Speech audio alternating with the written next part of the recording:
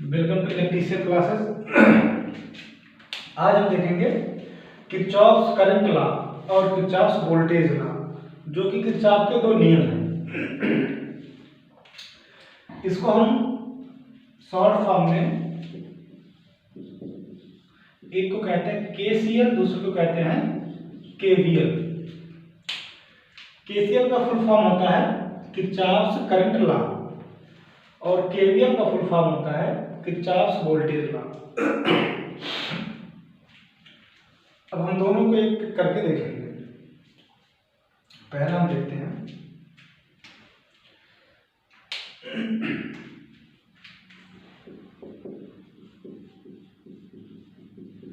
Kirchhoff's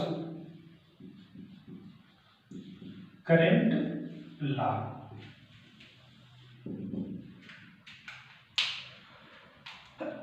इसमें क्या होता है,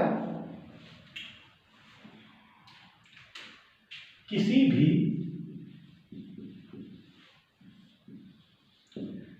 भी नोड,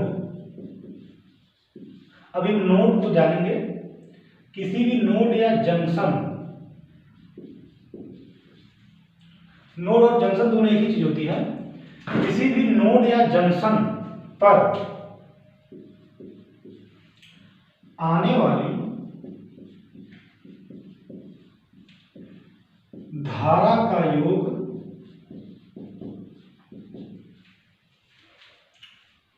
उस नोड से जाने वाली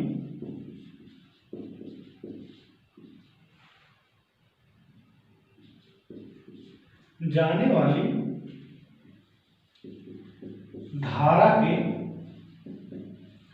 योग के बराबर होता है। ठीक, किसी भी नोड या जंक्शन पर आने वाली धारा का योग उस नोड से जाने वाली धारा के योग के बराबर होता है। अब हम देखते हैं कि नोड या जंक्शन क्या होता है। नोड या जंक्शन का मतलब होता है जब कोई दो पैसिव एलिमेंट, जब दो या दो से अधिक पैसिव एलिमेंट एक पॉइंट पर मिले और धारा का बंटवारा हो, तो उस पॉइंट को हम कहते हैं नोड या जंक्शन।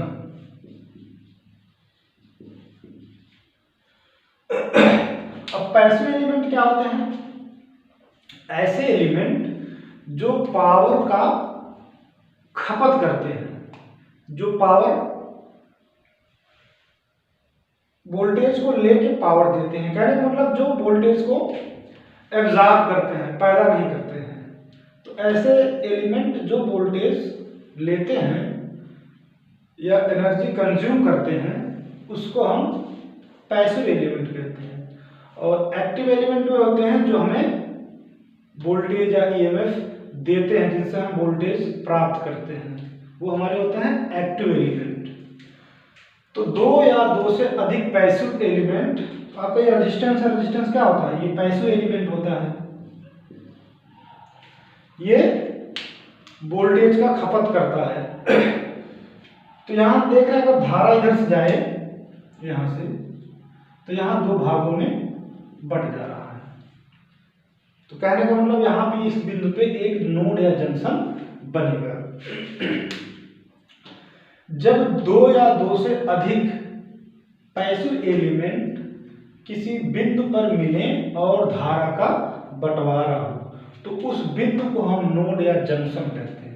और पैसिव एलिमेंट वह होते हैं जो वोल्टेज की खपत करें, वोल्टेज का ड्रॉप कराएं, ठीक है, जो एनर्जी कंज्यूम करते हैं, खर्च करते हैं, वो हमारे पैसिव एलिमेंट होते हैं। एक्टिव एलिमेंट वह होते हैं जो हमें वोल्टेज या ईएमएफ देते हैं, जिनसे हम वोल्टेज लेते हैं। आई होप ये समझ में आ गया होगा आप लोगों को। आगे देखते हैं, केसीएल को हम देखते हैं, इसको हम हटा दे रहे हैं।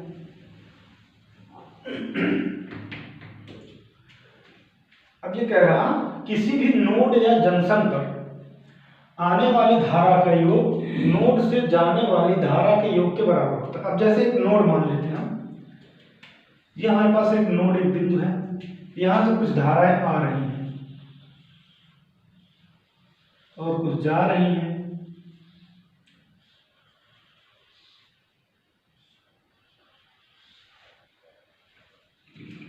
इधर से हम मान लेते हैं I1 धारा आ रही है, ऐसे मान I1 धारा इधर नोड की तरफ आ रही है, इधर से भी I2 धारा नोड की तरफ आ रही है, इधर से I3 धारा नोड से दूर जा रही है, नोड से बाहर जा रही है, ये भी I4 जो है ये भी नोड से बाहर जा रही है, I5 आपका क्या नोड की तरफ आ रहा है।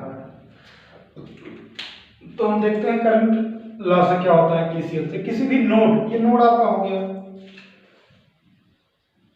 ये आपका नोड हो गया, क्योंकि यहाँ पे दो या दो से अधिक पैसिव एलिमेंट मिल रहे हैं और धारा का बंटवारा भी यहाँ होगा। तो ये पांचों करंट जो है अलग अलग डायरेक्शन में है, I1 और I2 और I5 ये नोड की तरफ जा रहे हैं, लेकिन I4 और I3 नोड से दूर जा रहे हैं। तो आपका ये परिभाषा क्या कहता है, किसी भी नोड या जंक्शन पर आने वाली धारा का योग उस नोड से जाने वाली धारा के योग के बराबर होता है। तो पहले हम जो नोड पर आने वाली है उसको लिख लेते हैं। नोड पर कौन से आने वाली है, I2 और I1 और I5। तो यहां से हो जाएगा आपका I1 plus I2 plus I5, ये बराबर किसके होंगे, क्या कह रहा है, धारा का योग, आने वाली धारा का योग उस नोड से जाने वाली धारा के योग के बराबर होता है। तो इस नोड से जाने वाली क्या I3 है और I4 है, I3 प्लस I4, ये हमारा हो गया स्टेटमेंट किसका, केसीएल का स्टेटमेंट। किसी भी नोड या जंक्शन पर आने वाली धारा, ये जो आ रही है, आने वाली धारा का योग बराबर जाने वाली धारा के योग के बराबर होता है। तो कुछ कंडीशंस होते हैं इसके न्यूमेरिकल को सॉल्व करने का, हम उस कंडीशन के बारे में जान लेते हैं।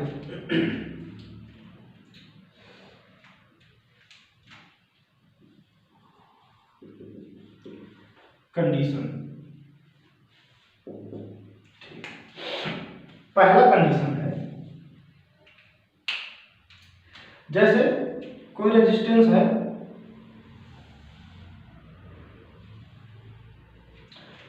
इसके एक पॉइंट पे यहां V1 है और दूसरे पॉइंट पे V2 वोल्टेज है और इसका प्रतिरोध R है। अब कहा जाए कि इसमें धारा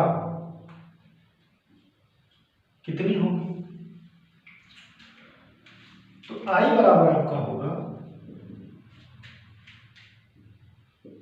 ये शुरू कहां से धारा है, I से, धारा जो है I1, I शुरू है V से, V1 से, तो V1 उसका खत्म कहां है, V2 पे, माइनस V2 बटे में इसके बीच में कितना रेजिस्टेंस है, R, इतना एम्पियर।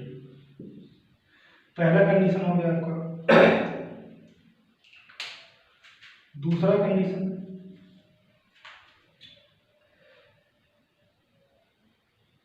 अगर दो रेजिस्टेंस लगे हैं, सपोज दैट R1 और R2, और इसके पॉइंट इस सीरीज पे जो वोल्टेज V1 है ये माइनस V2 है। अब इस कंडीशन में जो धारा यहाँ आई जाएगी इसका मान क्या होगा, तो ये I बराबर आपका हो जाएगा, ये कहाँ से शुरू है, V1 से, खत्म कहाँ है, V2 पे, लेकिन माइनस V2 है तो यहाँ पे प्लस हो जाएगा, प्लस V2 बटे में ये दोनों का योग R1 प्लस R2।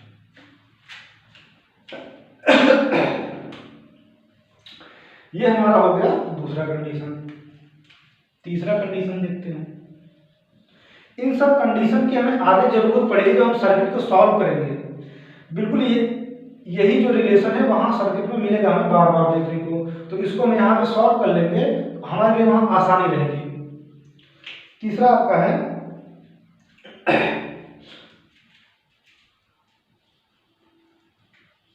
रेजिस्टेंस आपका यहाँ R लगा हुआ है और एक सिरे पे इसका वोल्टेज V1 है और दूसरा सिरा ग्राउंडेड है। दूसरा सिरा ग्राउंडेड है। इस कंडीशन में जो सिरा ग्राउंडेड होगा उस पे हम 0 वोल्ट मान लेते हैं, उस पे हम 0 वोल्ट मान लेते हैं। इस कंडीशन में यहाँ जो धारा आई जाएगी अंदर उसका मान हो जाएगा I बराबर, ये शुरू कहाँ पे है V1 पे, खत्म कहाँ है -0 वोल्ट पे, बटे में R। तो इसको हम लिख सकते हैं V1 बटे में R एम्पियर। सिंपली बिल्कुल ऐसे इसको लिख सकते हैं। ये हो गया तीसरा कंडीशन। चौथा कंडीशन देखते हैं।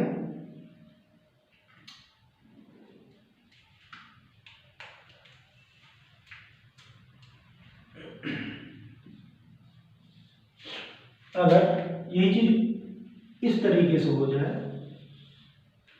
यहाँ पे ग्राउंड है एक सिरा इसका और यहाँ पे V1 वोल्टेज है, ये R रेजिस्टेंस है, लेकिन ये कह रहा है इस दिशा में करंट निकालने के लिए, इधर से करंट कितना जाएगी, इस दिशा में I का मान निकालना है। तो इस दिशा में I का मान निकालने के लिए दिख रहा नीचे, नीचे दिख रहा,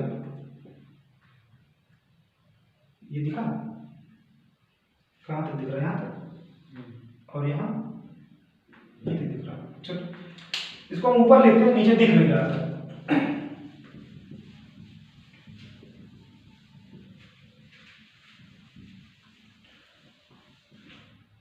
हाँ चौथा कंडीशन था, ये लाइन तो यही है, ये भी नहीं दिख रहा होगा, यहाँ ये वाला नहीं दिख रहा, जो यही तो दिख रहा क्या?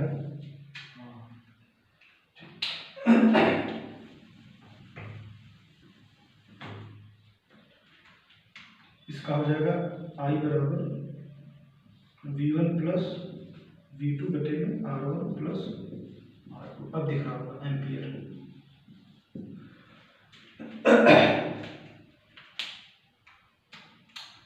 आपका चौथा जो कंडीशन है वो ऐसे है कि एक रेजिस्टेंस है जो यहाँ एक सिरा इसका ग्राउंडेड है और दूसरे पे V1 वोल्टेज है और यहाँ R इसका प्रतिरोध है। तो इस दिशा में अगर कहा जाए करंट, इधर के करंट का मान कितना होगा,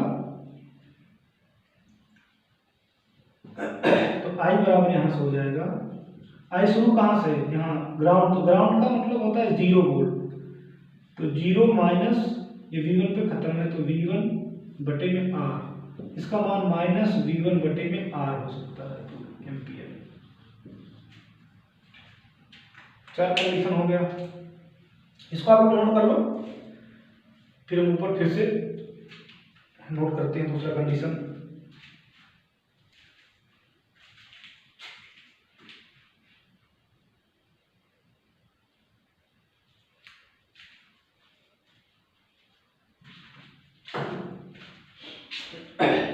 चलिए इसको पूरा हटाते हैं ताकि स्पेस हमको काफी मिले, नीचे थोड़ा दिख नहीं रहा है, तो ऊपर से हमको लिखना पड़ेगा, बार बार दिक्कत आएगी।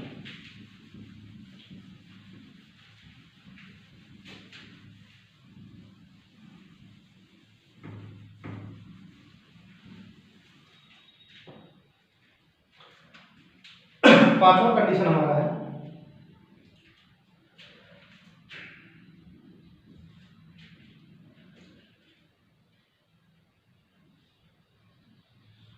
एक रेजिस्टेंस, दो रेजिस्टेंस लगे हैं, एक सिरे पे माइनस V1 वोल्टेज है, दूसरे पे माइनस V2 वोल्टेज है, ये R1 है, ये R2 है। अब कहा जाए यहां से अंदर की दिशा में करंट का मान निकालना है, तो करंट का मान क्या हो जाएगा, I बराबर हो जाएगा, ये कहाँ शुरू है माइनस V1 से, कहाँ पे खत्म है माइनस V2, तो ये प्लस हो जाएगा, प्लस V2। जिस चिन्ह के साथ खत्म होता है उसका उल्टा चिन्ह लेते हैं, तब यहाँ R1 प्लस R2 हो जाएगा। यहाँ माइनस चिन्ह था, हमने इसको प्लस में क्यों लिया? क्योंकि यहाँ अगर पहले सिरे को हम उसके चिन्ह के साथ लिखते हैं तो दूसरे सिरे के हम चिन्ह के विपरीत लिखते हैं। कितना एम्पियर इसका हो जाएगा ना। ठीक, अब हम इस पे कुछ देखते हैं।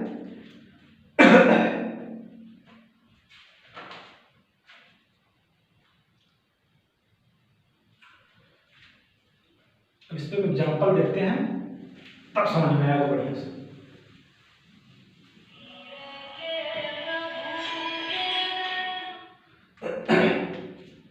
एक सर्किट बना लेते हैं।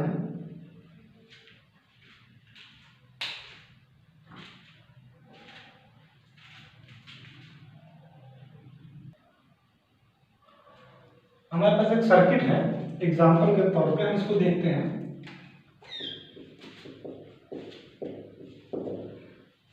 यहाँ पे एक सर्किट दिया जिसमें दो वोल्टेज सोर्स लगे हैं, E1 और E2।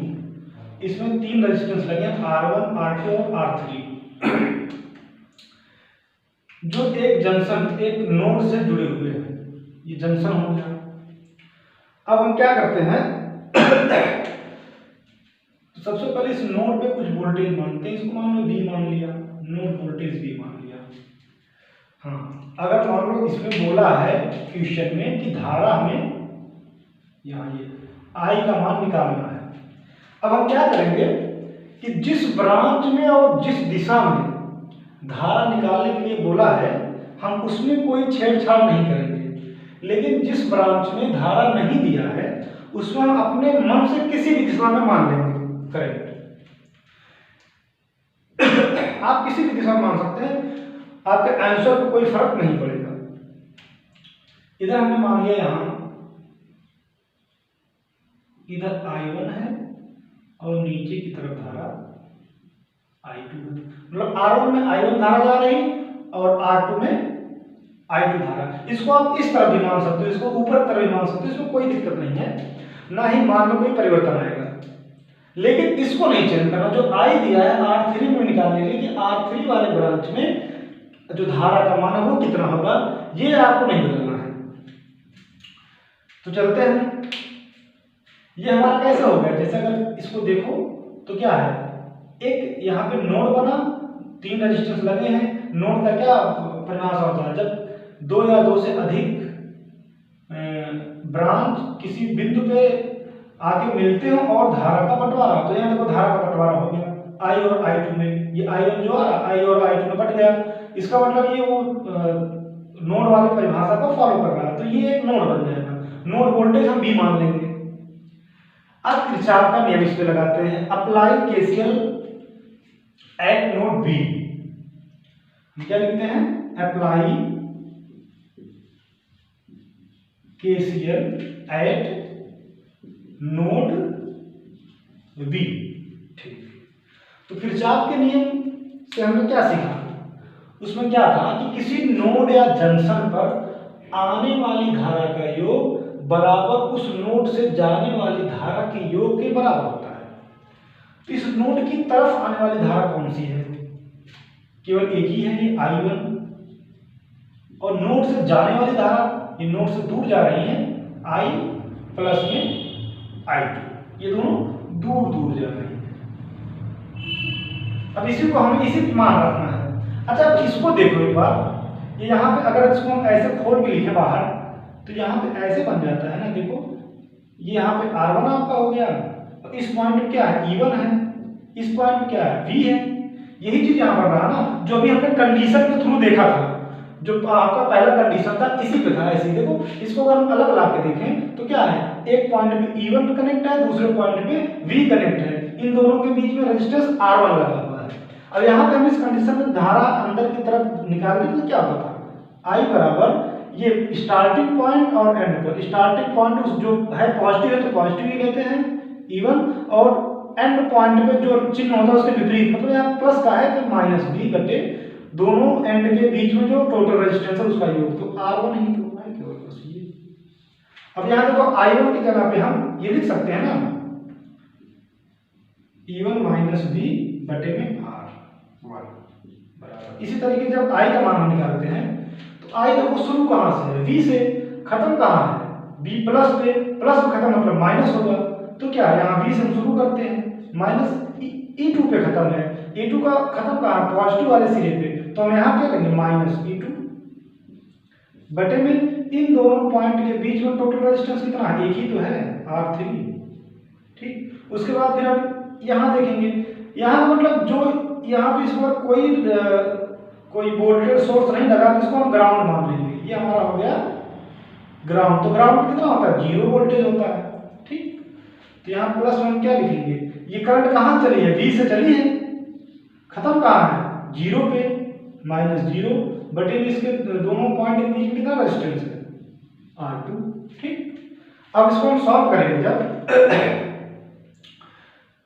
तो हमें क्या मिल जाएगा, यहां से हमको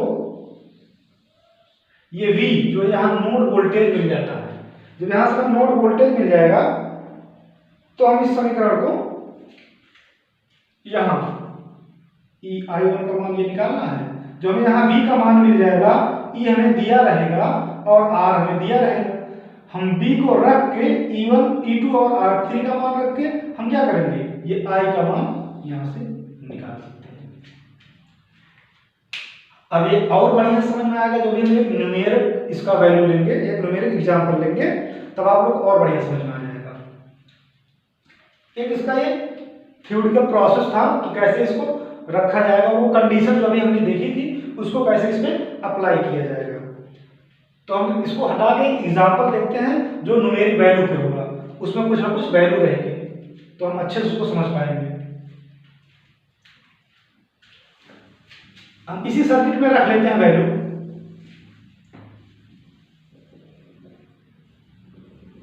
हमें दूसरा बनाने की जरूरत भी नहीं पड़ेगा, टाइम बचेगा।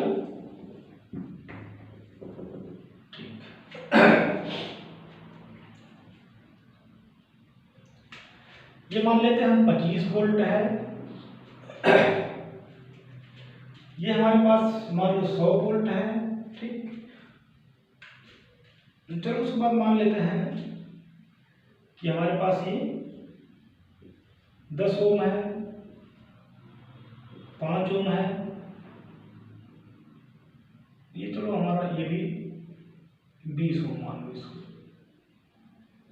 4 ओम मान लो, 4 ओम। ठीक, अब हम क्या देख रहे हैं कि 3 रेजिस्टेंस एक कॉमन पॉइंट पे जुड़े हुए हैं, तो इसको हम क्या करें, नोड या जंक्शन कहेंगे।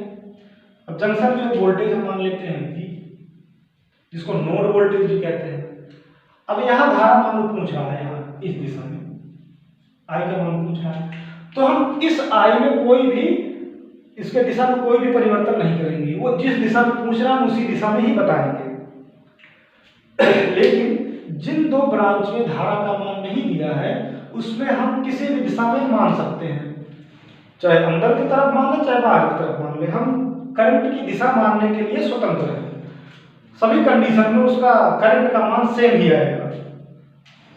तो चलो हम इसको इधर मान लेते हैं I1 और इधर नीचे की तरफ I2 मान लेते हैं। ठीक, अब ये नोड पे हम इस नोड पे KCL अप्लाई करते हैं, apply KCL eight node B।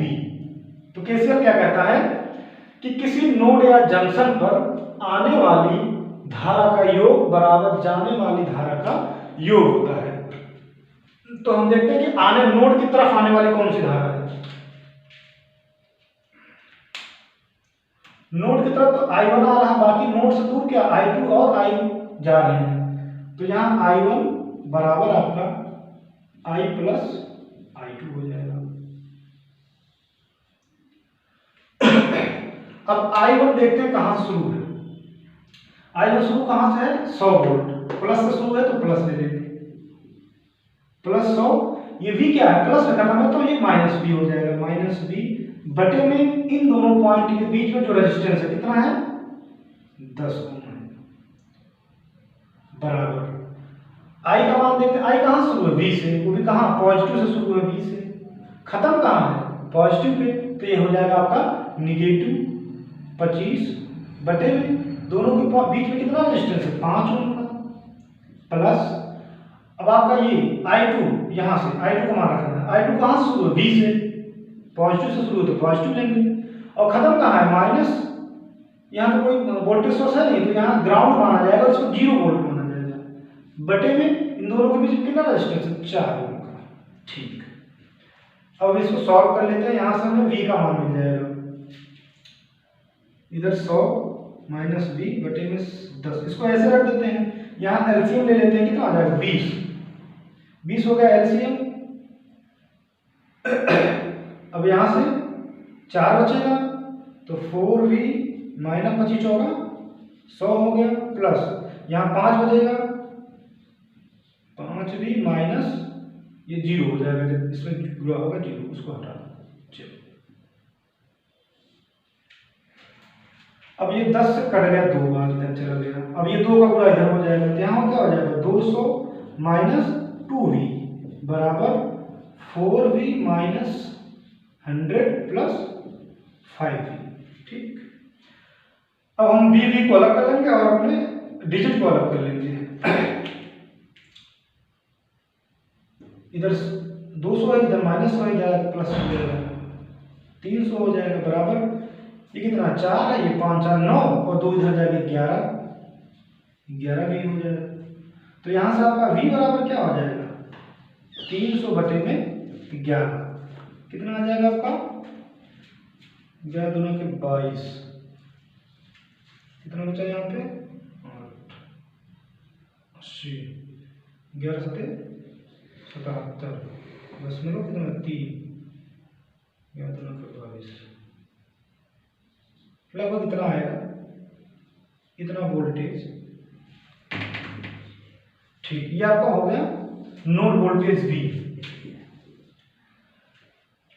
अब हमें I का मान निकालना है, ये हम देखते हैं I की जगह पे क्या रखा गया इसका मान ये, तो यहाँ से I बराबर क्या था V माइनस 25/5, तो यहाँ से हम V का मान रख देंगे तो कितना हो जाएगा हमारा 27.2 माइनस 25 बटे में 5, I बराबर हो जाएगा कितना होगा 2.2 बटे में 5 बराबर कितना हो जाएगा 10 हो जाएगा, तो इधर आ जाएगा 5 चौक 20, 2 बचा फिर 5 चौके 20, इतना एम्पियर। ये आपका आंसर हो जाएगा I का मान। ये जो धारा यहाँ I है, इधर जो धारा जाएगा इसका मान हो जाएगा 0.44 एम्पियर। इसी तरीके से आप I1 और I2 का मान भी निकाल सकते हैं। वो कैसे, यहाँ से I1 है, यहाँ I2 है, तो I1 निकालना हो तो आप यहाँ इस पे यहाँ रख देंगे V का मान, और अगर I2 निकालना हो तो यहाँ सिंपली V का मान रख के आप 4 से भाग दे देंगे, यहाँ पर I2 आ जाएगा। तो ये था हमारा KCL का एक न्यूमेरिकल एग्जाम्पल। आई होप आप लोग को समझ में आया होगा। इस पर आप छोटे मोटे न्यूमेरिकल प्रैक्टिस करेंगे तो आपके डाउट्स क्लियर हो जाएंगे, और जब प्रैक्टिस हो जाएगी तो आपको ये सब कंडीशन भी अप्लाई करना अच्छे से आ जाएगा। तो इसको आप नोट कर लीजिए।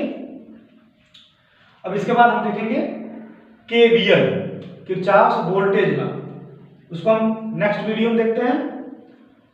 तब तक के लिए आप लोग अपना इसमें प्रैक्टिस करिए, दूसरी वीडियो लेके आएंगे जल्दी। Thank you.